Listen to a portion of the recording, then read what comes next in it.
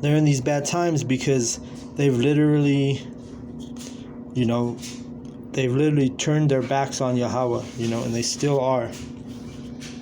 Even when they go to, church and go to, have a zeal for Yahweh, meaning a passion, but not according to knowledge, So our people are all fucked up, man. And the more we're in this truth, the more we can just see our people as just, hey, the majority are 2/3, Every now and then we'll come across a brother who will have some sincere understanding and hearkening, But 9 out of 10 times, it's not that's not the case. Well, I should say the numbers according to the scriptures, three out of, like 1/3 is going to be the people that listen out of our nation. The 2/3, which is the majority of Israel, will reject this knowledge. And they're going to pay severely, man. And when ye, this is 15, Isaiah 1 and 15. And when ye spread forth your hands, I will hide mine eyes from you. Yea, when you make many prayers, I will not hear. Your hands are full of blood.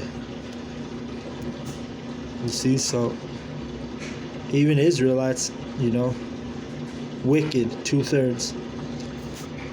Obviously not as wicked as the devil, who is Esau, Edom.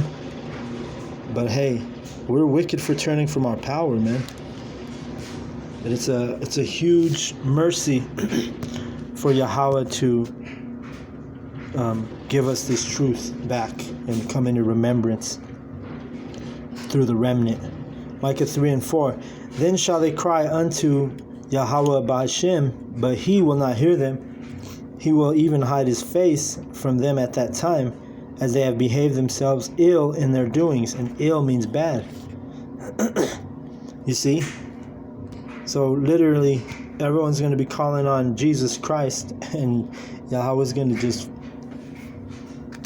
smack you upside the head with a laser from a chariot, or he's going to put the spirit of Leviathan to kill you, or he's going to, let the missile kill you. I mean, he has so many ways to destroy you 2/3 and you heathen,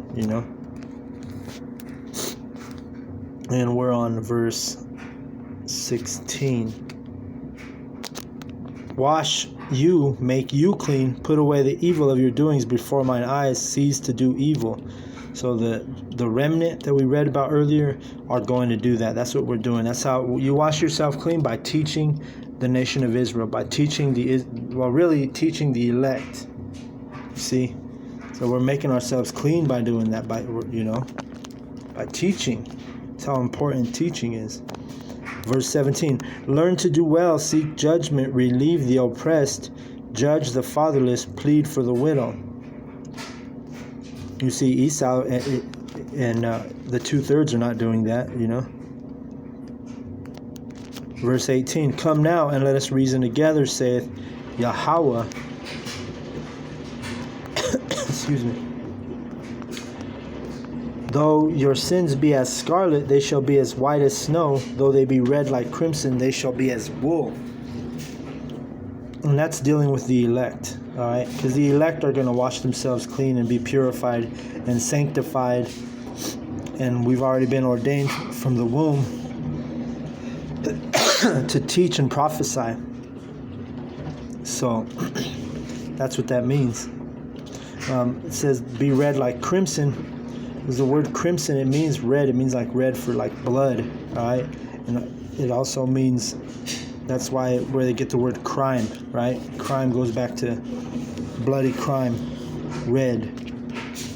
But the elect are going to be as wool, white like wool, We're going to be sanctified and cleansed. Verse 19, if ye be willing and obedient, ye shall eat the good of the land. But if ye refuse and rebel, ye shall be devoured with the sword, for the mouth of the Lord hath spoken it. You see, so it's pretty simple. The 2/3 are going to rebel, and they're going to be devoured by the sword. And in these days, the modern day sword is those missiles. So if we're obedient, we're going to eat of the good of the land, you know. That's dealing with the 1/3 and the prophets, the elect. How is the verse 21? How is the faithful city become an harlot? It was full of judgment, righteousness lodged in it, but now murderers. Thy silver is become dross, thy wine mixed with water. See, diluted. Thy princes are rebellious, the companions of thieves. Everyone loveth gifts, and followeth after rewards.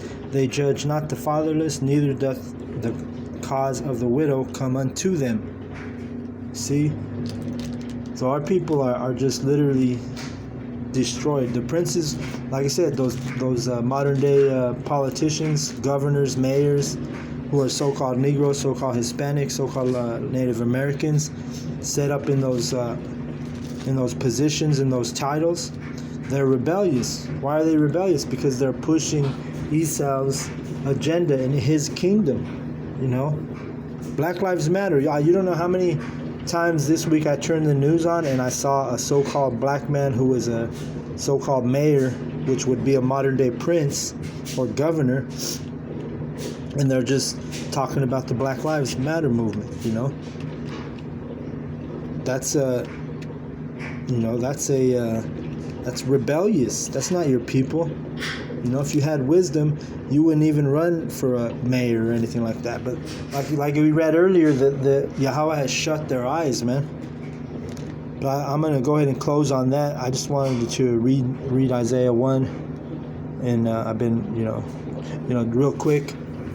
I tried to do this lesson on my lunch at work. And I'm fairly new at this job. Only been there, 3 weeks, almost a month. And it's true, man, but the Bible reveals everything, because I'm getting ready to do my lesson, and this Edomite, he's one of the bosses, right?